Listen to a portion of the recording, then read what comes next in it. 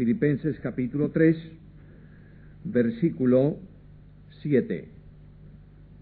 Pero cuántas cosas eran para mi ganancia, las he estimado como pérdida por amor de Cristo, y ciertamente aún estimo todas las cosas como pérdida por la excelencia del conocimiento de Cristo Jesús mi Señor, por amor del cual lo he perdido todo y lo tengo por basura para ganar a Cristo y ser hallado en Él, no teniendo mi propia justicia que es por la ley, sino la que es por la fe de Cristo, la justicia de Dios por la fe, propósito de esa vida de fe, a fin de conocerle, y el poder de su resurrección, y la participación de sus padecimientos, llegando a ser semejante a Él en su muerte. 2 veces dice Pablo que su objetivo esencial en la vida es conocer a Jesús.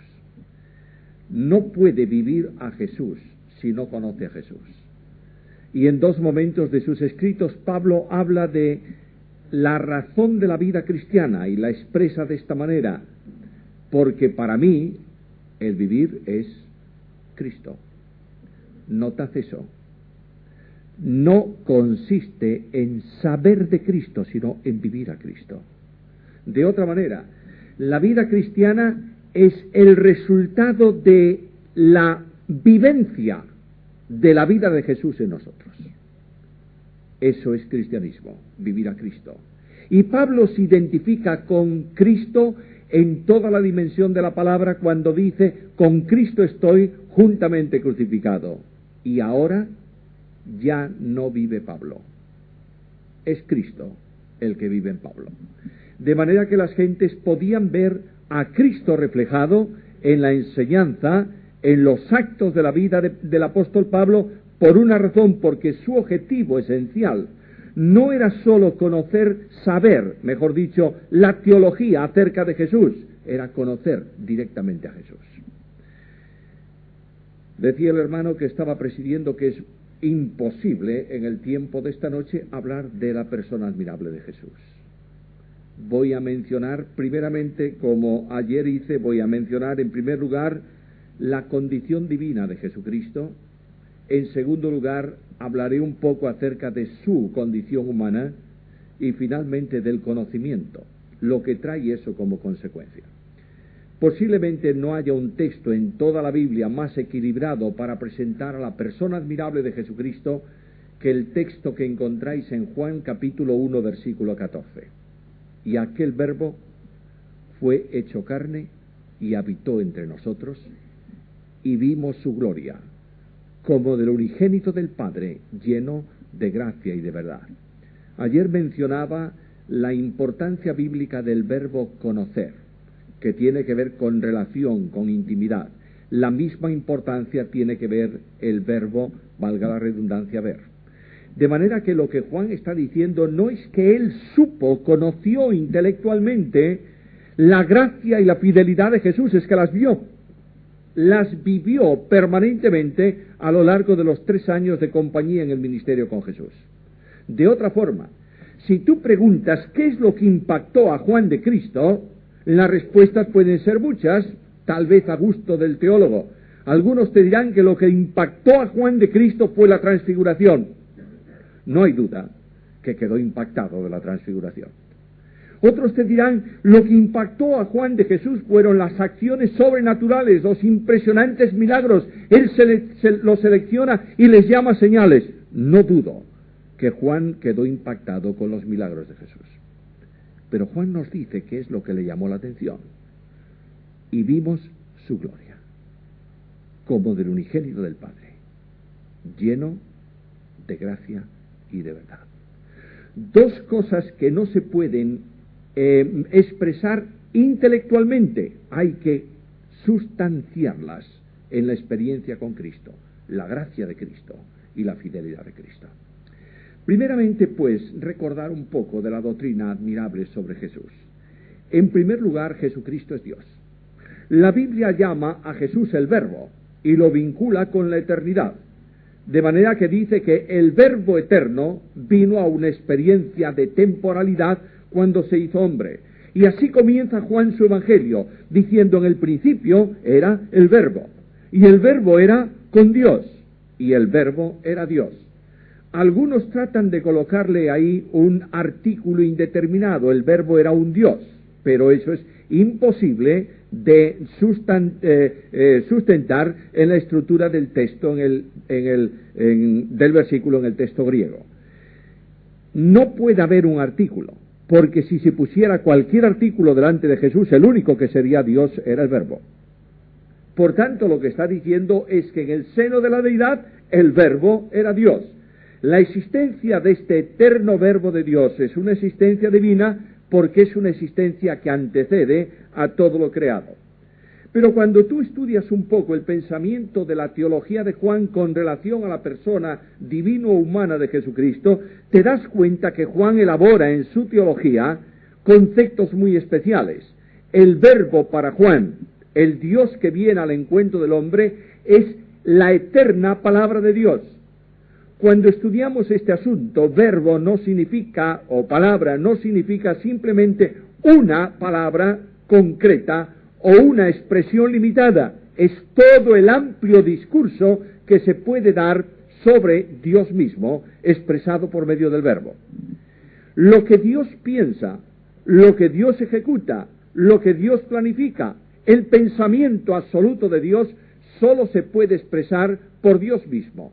Y esta relación de expresión, de comunicación de lo que Dios es, descansa en la segunda persona de la deidad, a quien la Biblia llama el Verbo. Dios fue revelando lo que Él es, lo veíamos ayer también, a lo largo del tiempo. De manera que el escritor de la carta a los Hebreos dice que este Dios de la Biblia, invisible, nadie puede verlo, por tanto nadie puede descubrirlo por investigación personal. Él se revela. Se mencionó hace un momento el misterio de Dios en Cristo. Bueno, es una revelación que procede, como se dijo perfectísimamente, que procede directamente de Dios. Si Dios no se da a conocer, nadie puede conocerlo. Ahora, este admirable Dios fue revelándose a lo largo del tiempo para que el hombre le conozca.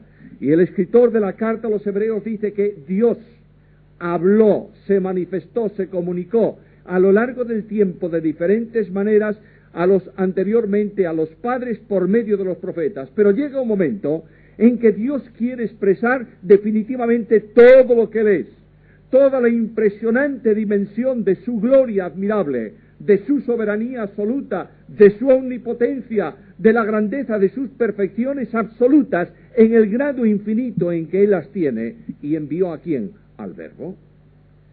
El Verbo expresa a Dios. Yo sé que es bastante complejo eso, ¿verdad? Pero sé que lo podéis entender fácilmente. Cuando tú quieres expresar una idea, solamente puedes hacerlo por medio de palabras. Yo podría deciros esta tarde automóvil. Estáis pensando todos que estoy pensando, bueno, en un automóvil, en un vehículo. Pero tengo que decirte pequeño. Entonces todos los grandes 4x4 desaparecen y te va reduciendo, y te tengo que decir azul y no sé qué más, y a última hora te puedo decir la marca, y de pronto tú tienes en tu mente algo parecido a lo que tengo yo. Pero que para que pudieras tener en tu mente la misma idea que yo tengo, tendrías que ser yo. ¿Me estás siguiendo? Por tanto, para que Dios se dé a conocer en lo que piensa, en lo que hace, en lo que Él es, solo es posible desde la misma dimensión de la deidad. Por tanto, el Verbo eterno viene en visión reveladora. Lo que Dios es, realmente no lo comunicaron solo los profetas, lo ha expresado el Hijo. Cuando el Hijo de Dios entra en el mundo de los hombres, el cielo guarda definitivamente silencio en cuanto a revelación de Dios. No hay más que decir. Se ha dicho todo.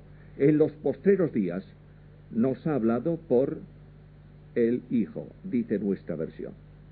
Bueno, ahí el traductor le colocó un artículo. En castellano tiene necesidad de un artículo, pero en el griego no está.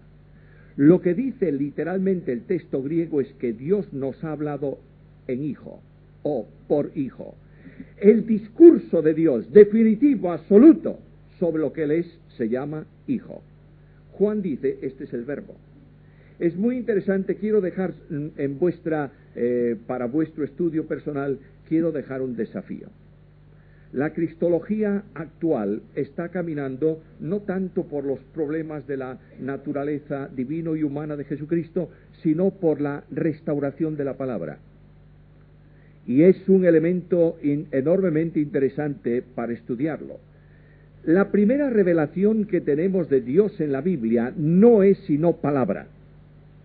Tú abres el libro de Génesis y ¿qué lees? En el principio creó Dios los cielos y la tierra, y dijo Dios, sea. De manera que el Dios de la Biblia se revela por palabra. Esta palabra organiza la creación, crea al hombre, determina la vida del hombre, establece los parámetros para que el hombre se desarrolle, y de pronto el hombre un día dice, no quiero oír más tu palabra, y da espaldas a la palabra. Y Dios, permíteme expresarlo de esta manera, razona, piensa, ¿cómo voy a hacer que el hombre me escuche si no quiere oírme? Y Dios envía la palabra. Y Cristo viene al encuentro del hombre como revelación absoluta de Dios por medio de la palabra. De ahí que Hebreos diga, Dios nos ha hablado finalmente en Hijo. Es decir, el discurso de Dios se llama Hijo. A Dios, dice Juan dice lo mismo, a Dios nadie le vio jamás. El unigénito Hijo que está en el seno del Padre, Él le ha dado a conocer. Cristo viene al mundo de los hombres con una misión específica, revelar a Dios. Alguien puede decirme, bueno, es que Cristo viene como misión específica a salvar al hombre. Es verdad.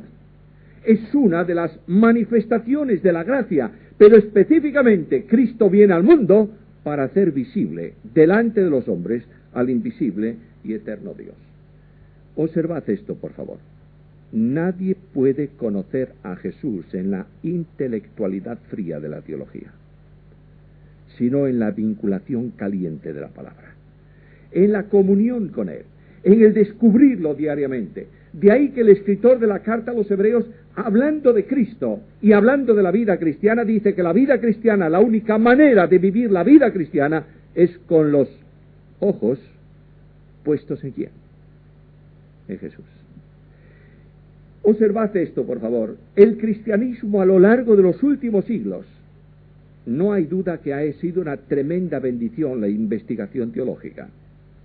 Pero quiero deciros que toda investigación teológica que no trae como resultado un encuentro práctico con Dios, un conocimiento vivencial de Dios, deja simplemente un cerebro caliente y un corazón frío.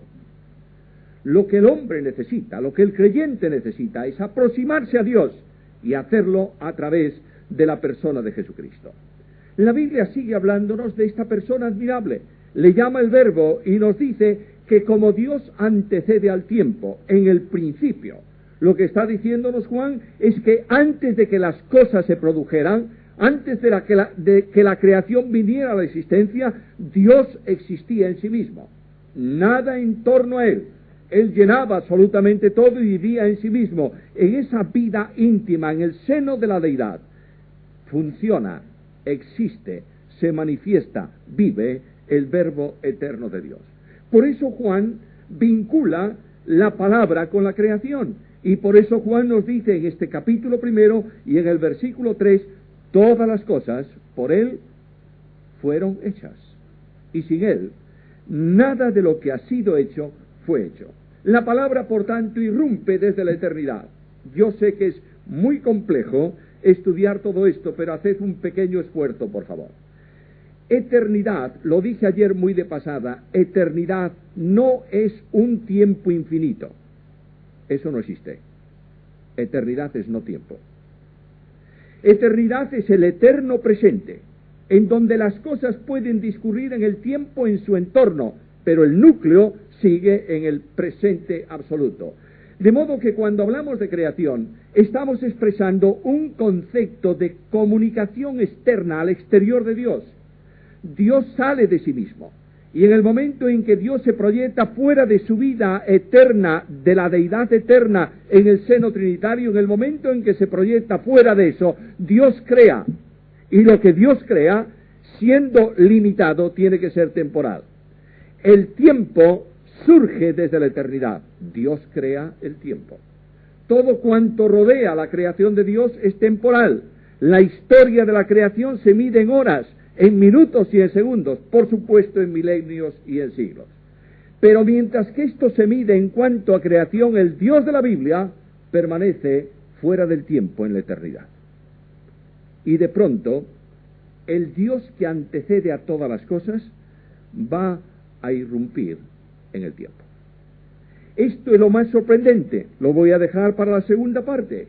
Pero a la voz autoritativa del Verbo eterno de Dios surge todo cuanto antes no existía.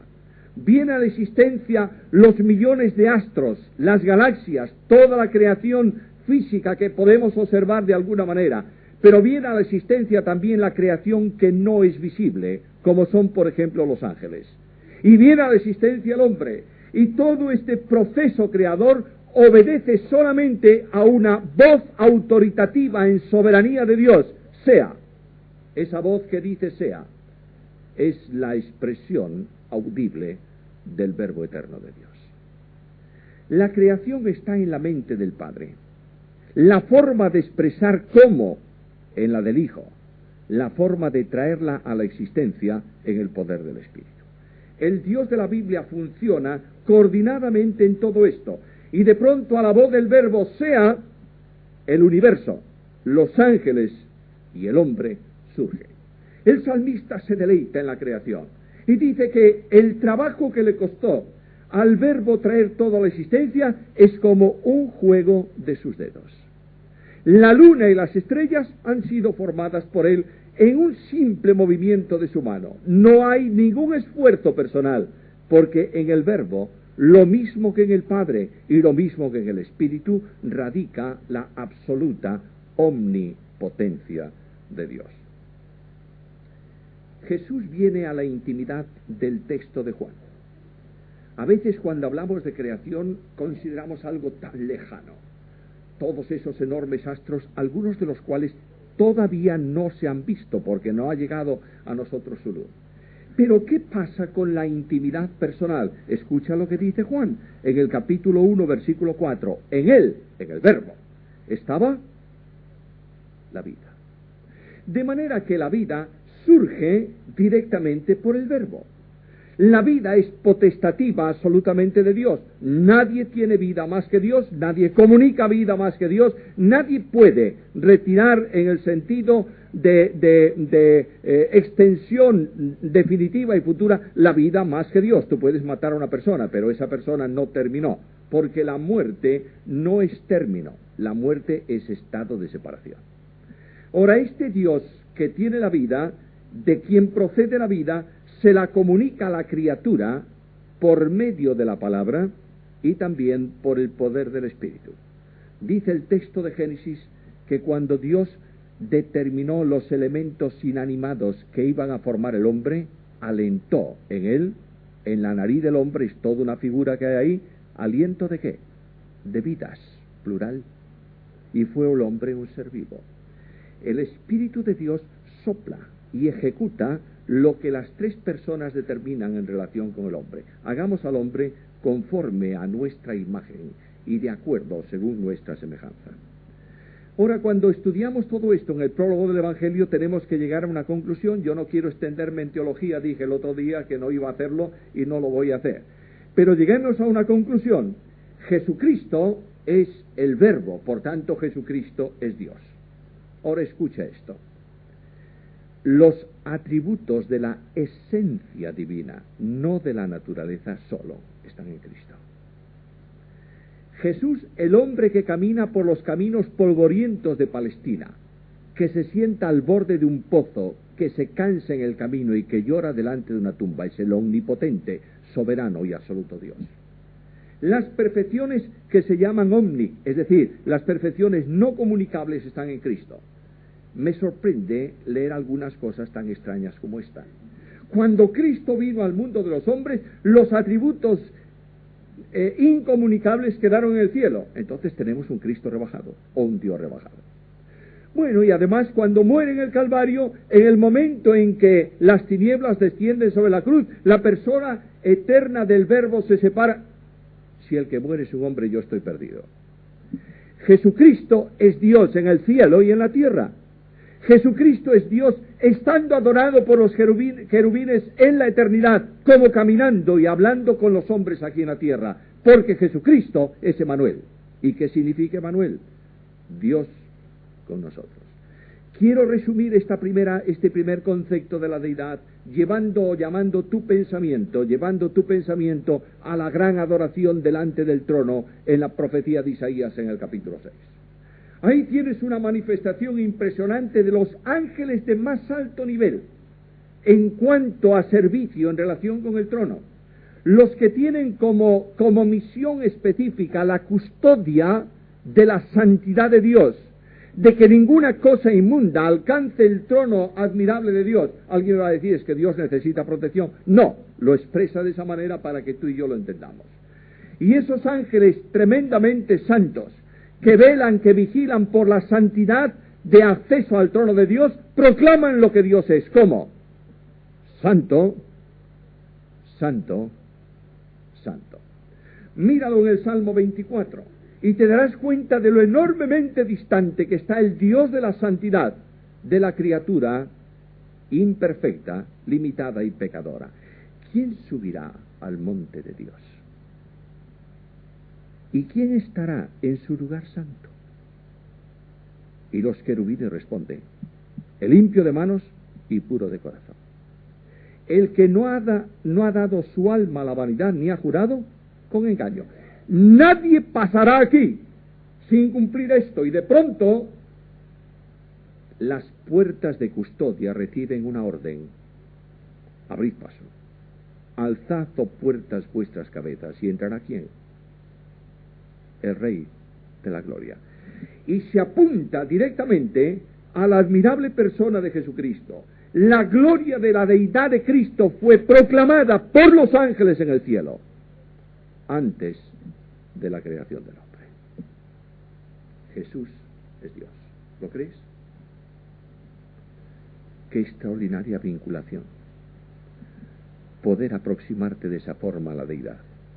¿Digo aproximarte? No. Dios se ha aproximado a ti. La admirable dimensión del Dios de la santidad, del infinito y eterno Dios, de la segunda persona de la deidad, la impresionante dimensión es que tú estás en Él y Él está en ti. Ahora este Jesús, que es Dios eterno, es también hombre.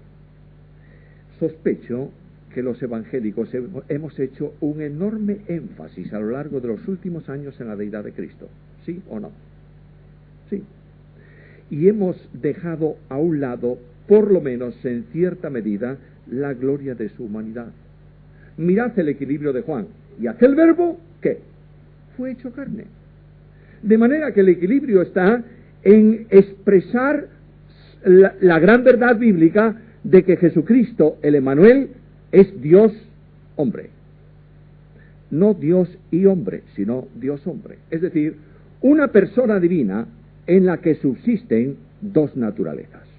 La naturaleza divina que le corresponde eternamente por ser Dios y la naturaleza humana asumida en el tiempo de los hombres. Y aquí viene el gran misterio de la gracia. Dios se encarna haciéndose hombre. Mirad bien esto, por favor. No es Dios que se posesiona de un hombre para manifestarse a los hombres, sino que Dios mismo se hace hombre. Es decir, aquel que es eterno irrumpe en el tiempo por medio de su humanidad. ¿Te das cuenta de la grandeza de esta persona? El que no puede medirse porque no tiene tiempo, entra en el mundo del tiempo, haciéndose un hombre del tiempo y del espacio. Y este que se hace un hombre del tiempo y del espacio permite asombrosamente medir la historia de Dios desde la concepción de Jesucristo en el vientre de María en horas, minutos y segundos del tiempo de la criatura. Y yo me pregunto, ¿y por qué? ¿Para qué motivo Dios hace esto? Porque Dios viene al encuentro del hombre haciéndose hombre para tomar a los temporales, a los hombres limitados del tiempo y darles vida de eternidad. Y aquí tienes el gran cambio. Y aquí tienes la grandeza. Nadie como tú. Nadie puede ser como tú. porque solamente Dios puede venir a mi encuentro en diálogo personal desde la dimensión del hombre. ¿Y esto qué? Este es el propósito de Dios. Escúchalo en la palabra. Sabiendo que habéis sido rescatados de vuestra vana manera de vivir, la cual recibisteis de vuestros padres, no con cosas corruptibles como oro o plata, sino con la sangre preciosa de Cristo, como de un cordero, sin mancha y sin contaminación, ya destinado. El verbo ahí es predestinar, ya establecido, ya determinado, desde antes de la fundación del mundo. De manera que la manifestación del verbo de Dios, de Jesucristo el Señor, de Dios hecho hombre, obedece a un propósito de Dios. Mucho antes de la creación, estoy hablando de mucho antes de la creación en una expresión humana. Si no hay tiempo, ¿cómo voy a hablar de mucho antes? Bueno, pero para que me entendáis, antes de que la creación se produzca, Dios determina salvar. Esto es sorprendente. Me sorprende enormemente esto. La teología humanista ha distorsionado esto y ha metido una idea errónea muchas veces en la teología evangélica. Dios salva al hombre porque el hombre, la criatura que él hizo, se había perdido. No, señor, estás muy equivocado. Dios no salva por condiciones, Dios no salva por consecuencias, Dios salva por soberanía. De manera que el Dios de la Biblia determinó salvar al hombre antes de crear al hombre. ¿Lo sabes? Lo dice la Biblia. Quien nos salvó y llamó con llamamiento santo, no según nuestras obras, sino conforme a su propósito y a la gracia que nos fue dada en Cristo Jesús antes de los tiempos de los siglos. Es decir, antes de que el tiempo se midiera, por tanto antes de la creación, Dios, el Dios de la gracia, determinó salvar al hombre. Y cuando Dios determina en su soberanía eso, lo veremos Dios mediante el domingo, creo que es, en la soberanía, el Dios de la soberanía. Cuando Dios determina en soberanía, solamente anticipo esto, la salvación del hombre responde a una pregunta triple: ¿quién, cómo, cuándo? Y de pronto transcurre el tiempo y llega en sintonía con el tiempo del hombre, el tiempo de Dios. Y Pablo dice: cuando vino el cumplimiento del tiempo, Dios envió a su Hijo, nacido de mujer, nacido bajo la ley, para que redimiese a los que estábamos bajo la ley, a fin de que recibiésemos la adopción de hijos. ¿Sabes lo que Dios quiere? Vincularte con Él. La entrada de Cristo en el mundo de los hombres es la vinculación de Dios con el hombre. Lo hace haciéndose hombre. Yo quisiera expresar esto con la dimensión que realmente tiene, pero no tengo palabras para ello. Dios viene a mi encuentro como hombre para dialogar conmigo, no desde la lejanía de su majestad, sino desde la proximidad de su naturaleza humana. El Dios de la Biblia se presenta al pueblo en la antigüedad, marcando un círculo de separación. Nadie se acerque al monte, porque morirá. El Dios de la Biblia que viene a mi encuentro viene para abrazarme con brazos de hombre y para hablar conmigo palabras de Dios con garganta de hombre y para caminar en mi camino y para vivir mi experiencia y para morir mi muerte y llorar mis lágrimas. ¿Entiendes esto? No es simplemente intelectualidad, es proximidad, es comunión, es compañerismo, es conocimiento. Cuando Cristo viene al mundo de los hombres, hermanos queridos, no es Dios que se aproxima al hombre, es mucho más. Es Dios que se aproxima al hombre, se hace mi prójimo. El Dios de la Biblia transcurre por mi camino, vive mi experiencia personal, sufre mis tentaciones, experimenta mis conmociones, siente mis angustias. Y yo pregunto, ¿y para qué? Para algo tan grande como el conocimiento y la relación, para que sea capaz de amparar a los que son probados. Luego, la experiencia de Dios en el plano de la humanidad permite a Dios llegar al sentimiento íntimo de los problemas de los hombres para ser su amigo, su compañero y el que levanta al hombre de sus miserias. Quiero decirte que esto es lo que impactó a Juan. Lo que impactó a Juan fue la gracia de Dios manifestada en Jesucristo. El Eterno entra en la experiencia del hombre para sufrir tus miserias y las mías. Escucha lo que dice la profecía, se mencionó esta noche.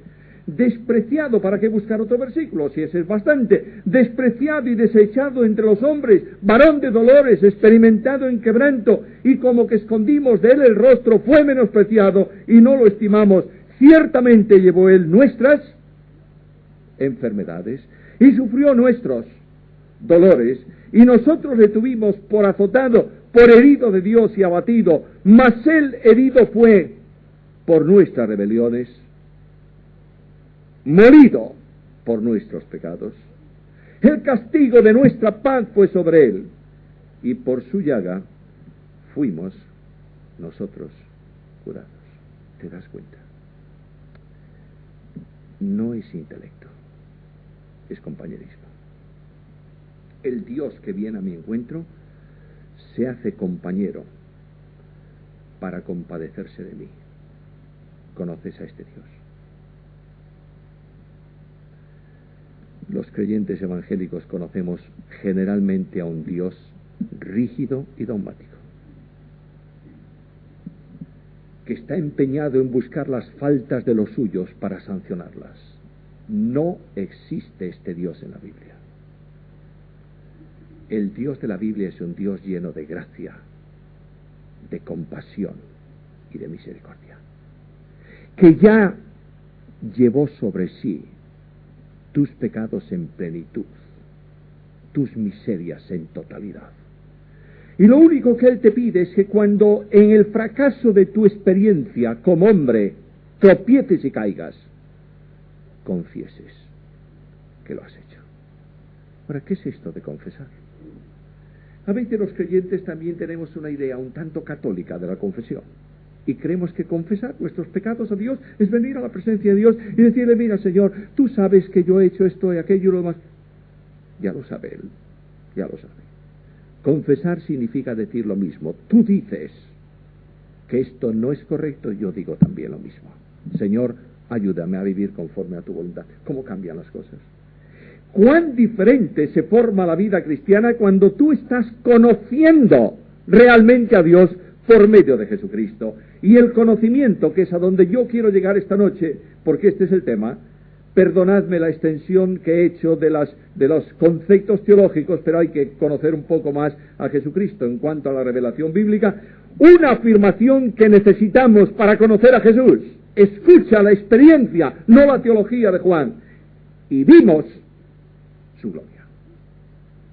No está hablando de discursos, de formas, de potencialidad, de perfecciones divinas o de condiciones humanas. Está hablando de que Él vio la gloria de aquel que es Emmanuel, Dios con nosotros, y la vio de qué manera: lleno de gracia y de fidelidad.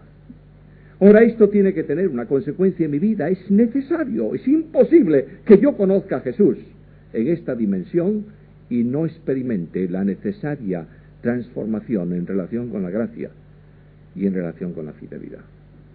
Cuando hablamos de gracia, y sabéis muy bien esto, lo conocéis todos muy bien, los dos grandes elementos del amor de Dios son gracia y misericordia. La misericordia es, la palabra misericordia es una voz latina, especialmente griega también, por supuesto, pero tiene más énfasis en la voz latina, que tiene un compuesto de dos palabras: miseria y corazón. Misericordia es pasar por el corazón la miseria del otro. Cuando tú sientes misericordia por otro, es que has valorado en tu intimidad los problemas, las dificultades, las angustias, y te has compadecido. De ahí que cuando Cristo, pasando en su ministerio en la tierra, era requerido para hacer algún favor, otorgar alguna bendición a alguno, los que necesitaban de Él no clamaban por gracia, sino por misericordia. Ahí tienen los ciegos: Jesús, hijo de David, ten ¿qué? Misericordia de mí. pasa mi miseria por tu corazón. Y Cristo, con un corazón abierto a la misericordia, tiene compasión de estos. Pero la gracia, hermanos queridos, es el amor que desciende. Siempre que encuentras gracia en la Biblia hay descenso en su entorno. Ahí tienes el texto de Juan, para que ir a otro. Aquel verbo se hizo carne y vimos su gloria, lleno de gracia. ¿Quieres otro ejemplo? Segunda carta a los Corintios, capítulo 8, versículo 9. Porque ya conocéis, ¿qué cosa? La gracia ¿de quién? De nuestro Señor Jesucristo, que por amor de vosotros se hizo pobre, siendo rico, para que vosotros por su pobreza fueseis enriquecidos. Gracia es descenso. Claro está, no sé si lo dije alguna vez aquí, pero quiero recordarlo simplemente, que cuando tú hablas o lees el texto de Pablo, la pregunta que surge es: ¿de qué se hizo pobre? Y claro, inmediatamente surgen respuestas.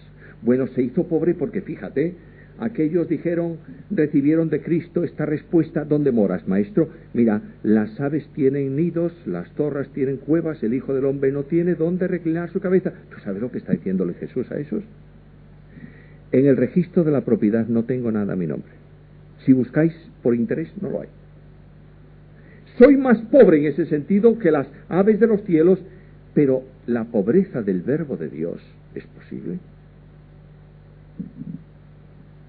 ¿No es el unigénito del Padre? Todo cuanto Dios creó, lo creó ¿por quién? Por el Hijo.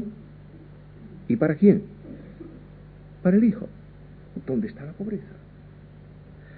Cuando estudies la pobreza en relación con Dios, tienes que hablar de valores morales. Cuando Dios se hace pobre, quiere decir que no tiene nada más que dar. Te lo voy a ilustrar de una forma sencilla. Imagínate que salimos a la calle y te encuentras con un pobre y tú tienes en tu bolsillo €1, nada más. Bueno, en tiempo de crisis, si tienes €1 ya tienes bastante. Tienes €1 y viene el pobre y le das el euro y vas caminando y de pronto viene otro pobre y te pide limosna. ¿Y tú qué le dices? No tengo nada que darte. Cuando Dios envía a su Hijo, da todo, porque da a su Hijo. Y cuando Cristo viene al mundo y entrega su vida voluntariamente por ti y por mí, no puede dar más. ¿Te das cuenta por qué se hace pobre? No tiene más que dar para que en lo que Él da, tú puedas alcanzar la riqueza admirable que Él te otorga. Juan ve la gracia de Dios, gracia en el ministerio de Cristo. ¿Cómo? Acercándose a los pobres. El Cristo de la Biblia camina por donde los fariseos no quieren caminar. El Cristo de la Biblia va al encuentro de las multitudes y los fariseos y los discípulos, ya no los fariseos. Para los discípulos las multitudes son un problema. Despídelos, lárgalos. Es de noche, estamos en mándalos, es un problema, lárgalos pronto. Y Cristo ve las multitudes de otra manera, como ovejas que no tienen pastor. La gracia de Cristo se manifiesta alimentando a los enfermos, a los necesitados, sanando a los enfermos, resucitando a los muertos, restaurando la comunidad. Si hay algo impactante en el Cristo de la Biblia, es la restauración de Pedro. ¿La has leído últimamente? Siempre señalamos a Pedro con el dedo, ¿verdad? Para nosotros es un apóstol de segundo nivel. El apóstol con artículo determinado solo es uno, es Pablo.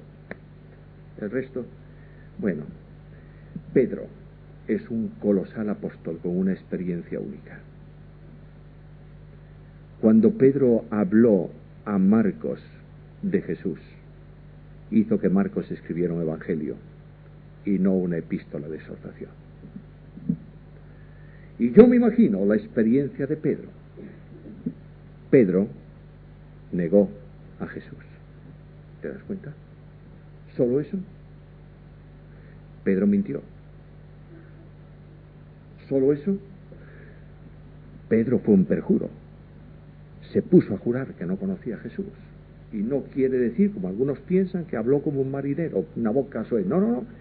Se puso bajo juramento, juro que no conozco a este hombre. Y de pronto, cuando Cristo es llevado preso al calabozo de Anás, porque a la mañana siguiente iba a ser presentado al Sanedrín y luego a Pilato, pasó por el patio donde estaba Pedro. Y la mirada de Jesús se cruzó con la de Pedro. No fue una mirada de reprensión, fue una mirada de gracia. Pedro sintió los ojos de Cristo entrando en su alma, sin recriminarle nada, simplemente mirándole con gracia, como diciéndole: Pedro, no ha pasado nada. Y Pedro se encuentra con Jesús en la resurrección. Yo quiero imaginarme la escena, me la quiero imaginar. Yo quiero sentir como el corazón de Pedro late con una aceleración tremenda y sube de ritmo. ¿Qué va a decirme ahora Jesús delante de mis compañeros? ¿Qué me va a decir? ¿Cuál va a ser su acusación? Y de pronto Cristo le pregunta simplemente una cosa. ¿Qué le pregunta? ¿Me amas, Pedro? ¿Cómo? ¿Tú sabes las cosas, Señor? ¿Estás seguro, Pedro? Señor, tú sabes que te quiero. Te he dicho que moriría por ti, pero voy a ser más prudente. Estoy aprendiendo a no hablar demasiado, Señor. Pero al final de todo, al fin y al cabo, tú sabes lo que hay dentro de mí. Y tú sabes que te quiero. ¿Y Cristo qué hace con Pedro? Apacienta mis ovejas. ¿Sabe lo que estaba enseñando Jesús a los apóstoles reunidos allí? Todo ministerio que no descansa en el amor es ruido que molesta a Dios y molesta a los hombres. Para mí basta con que tú me ames, porque yo también te amo. La relación de este conocimiento es tan impresionante, hermanos míos, que cuando yo empecé a descubrir a este Jesús en la lectura del Evangelio, y cayeron mis teorías teológicas por el suelo. Nunca he sentido tanta paz en el interior de mi alma, porque no estoy acompañando al Dios de la ley, al Dios radical. Estoy acompañando al amigo de mis tragedias y de mis fracasos. Estoy sintiendo su mano levantándome por la mañana y por la tarde y por la noche. Estoy descansando en su maravillosa persona cuando me acuesto. Y estoy levantándome por la mañana sintiendo que puedo mirar este día. No lo que la religión enseña, sino la gloriosa persona de aquel que está lleno de gracia y de fidelidad. ¿Y qué más de la gracia? La gracia de la búsqueda. Nunca hubiera encontrado yo a Dios si Él no me hubiera buscado. Lo cantábamos ayer, ¿verdad? Yo te busqué, Señor, mas descubrí que tú impulsabas mi alma en ese afán, que no era yo quien te buscaba a ti, tú me encontraste a mí. Es algo que el hombre no quiere entender, pero es la verdad bíblica más maravillosa. Por eso Lucas en 19:10 del Evangelio dice estas palabras: el Hijo del Hombre vino para buscar y salvar lo que se había perdido. Puesto que mi camino y el tuyo nos distanciaban de Dios, Cristo vino a mi encuentro en mi camino errado para abrir su camino delante de mí y hacerse camino para mí mismo. Cristo es vida, pero es camino. Yo soy el camino, la verdad y la vida. Quien está en Cristo termina en la casa del Padre. ¿Te das cuenta de esto? Es la gracia admirable de Dios, pero también es la fidelidad de Dios. Cristo viene para expresar que Dios es fiel. Yo salvaré. Y pasan los siglos, y la noche se cierra sobre el mundo, y la angustia del hombre se manifiesta, y de pronto brilla la luz. Y Dios enciende la luz de su fidelidad en el mundo de los hombres. Esta fidelidad no solo tiene que ver con la salvación, tiene que ver con la compañía cotidiana. ¿Has visto hoy que Dios es fiel en tu vida? ¿Has descubierto esta semana que el Dios de la gracia es verdad? Yo quiero decirte, hermano mío querido, lo digo con todo cariño, entendédmelo bien. Basta de saber de Jesús. Es la hora de comenzar a conocer a Jesús. De poco me vale a mí saber que Él tiene poder, lo decía ayer, si no lo manifiesta en mi vida, ¿te das cuenta? Si yo no lo veo funcionar, entonces estoy adorando un Cristo teológico, teórico y distante. El pueblo de Dios necesita saber que el Señor está en medio de su pueblo esta noche en este lugar. ¿Lo estás sintiendo? El pueblo de Dios necesita sentir la caricia de la mano de Jesús que mitiga las lágrimas, sana las enfermedades y restaura las caídas. Es el Dios de la experiencia, el Dios del consuelo y el Dios de la comunión. Estáis celebrando 75 aniversario, ¿verdad? ¿Has visto la fidelidad de Dios a lo largo de 75 años o no? Sí que lo has visto. Hace unas semanas estábamos en Vigo reunidos para hablar de un programa que queremos llevar a cabo en la Iglesia. Teóricamente, 135 años.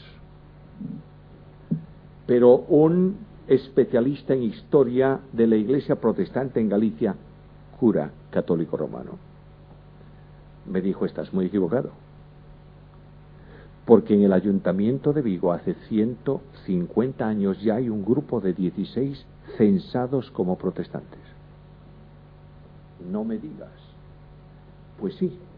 Pues bien, 150 años de presencia evangélica. ¿Sabes por qué? ¿Sabes por qué? Porque Jesús dijo: yo edificaré mi iglesia. Y porque a pesar de las distorsiones de la iglesia, de la separación de la iglesia, del alejamiento de las congregaciones, de los problemas personales, de las tensiones teológicas, Dios es fiel. Quiero decirte, hermano querido, que estamos en el momento de la reflexión profunda de la obra evangélica en España. Y quiero que reflexiones tú. El pueblo de Dios fraccionado nunca podrá funcionar en un mundo colectivizado como el nuestro. Es necesaria la unión de propósito y de acción. Porque Cristo no vino a edificar iglesias, vino a edificar su iglesia. Esta es la gran necesidad.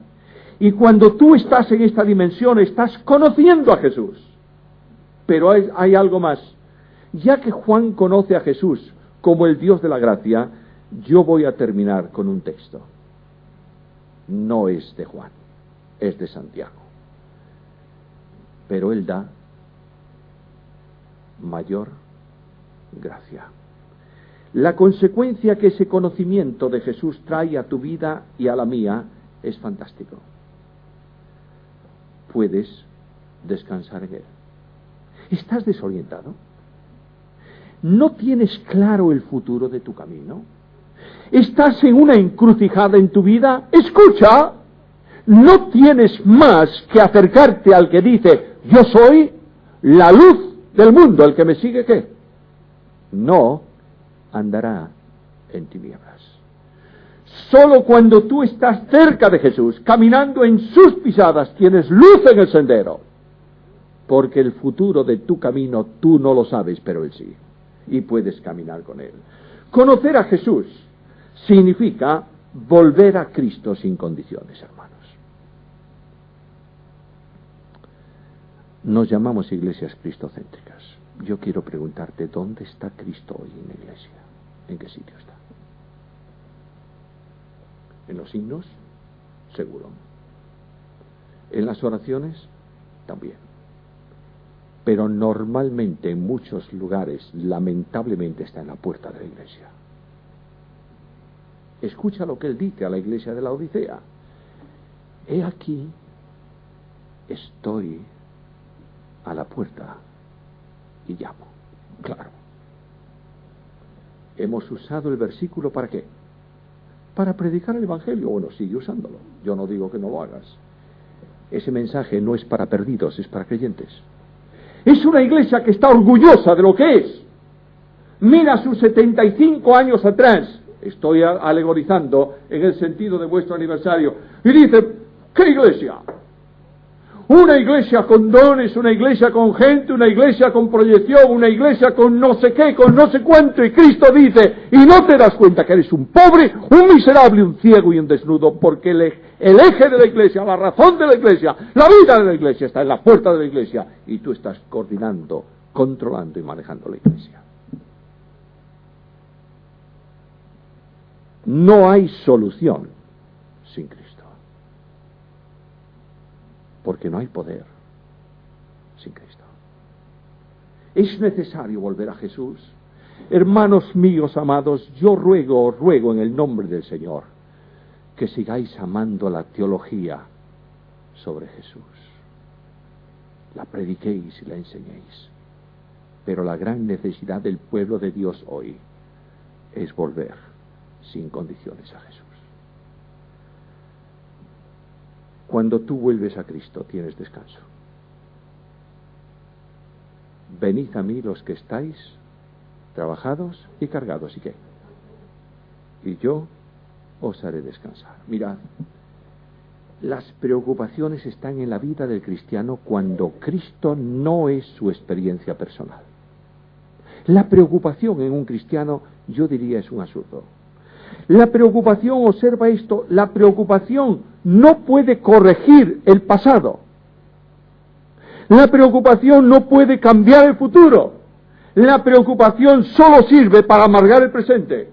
De manera que cuando tú estás en comunión con Cristo, cuando tú conoces a Jesús, cuando sabes que Él está en el timón de la nave de tu vida y que el viento huracanado puede estremecer tu nave, pero Él tiene el control. Cuando tú sabes que estás en las manos del buen pastor y que el buen pastor protege y que el buen pastor provee y que el buen pastor guía y que el buen pastor ayuda, no hay nada que no pueda ser superado para ti. Pero esto es conocer a Jesús. Y no solo decir que Jehová es el pastor.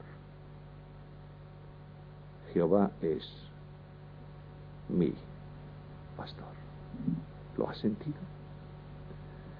Yo quisiera invitarte esta noche a un encuentro personal con Jesús, a un retorno sin condiciones a Cristo, a un decirle en el fondo de tu alma esta noche: Señor, yo vuelvo a ti, quiero sentirte en mi vida, experimentar tu cariño, sentir tu mano, restaurar mi vida, porque tú tienes poder.